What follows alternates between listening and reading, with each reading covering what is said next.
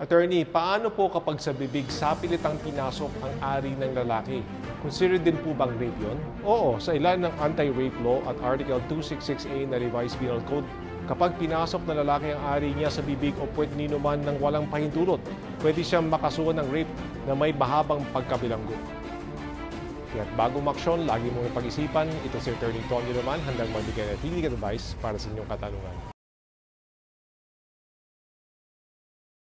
Isang tanong mula sa isang user, paano po kung minanyak ako ng sariling kapatid ko, pwede ko po ba makasuhan? Pwede mong makasuhan. Paano ka ba minanyak? Nag-commit ba siya ng acts of lasciviousness? Ni-rape ka ba? Dalawang yan ay krimen sa ilan ng Revised Penal Code. At wala namang pagbabawal o hindi naman sinasabi ng Revised Penal Code na kapag kapatid mo ang gumawa sa iyo, hindi mo pwedeng kasuhan. Attorney, araw-araw na lang po akong tinitext o minimessage na isa kong masugid na manliligaw at ayaw akong tantanan.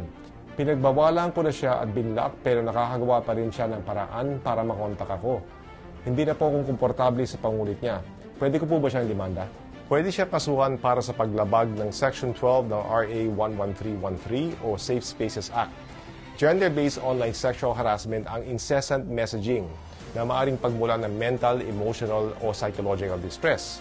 Ang sinuwang makakatulang may sala para sa gender-based online sexual harassment ay makukulong mula 2 years, 4 months and 1 day hanggang 4 years at o pagmumultihin na mula 100,000 to 500,000 pesos.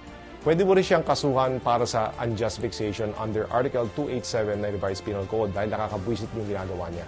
Kaya't bago maksyon, lagi munang pag-isipan. Ito si Attorney Tony Roman, handang mamigay ng legal advice para sa inyong katanungan.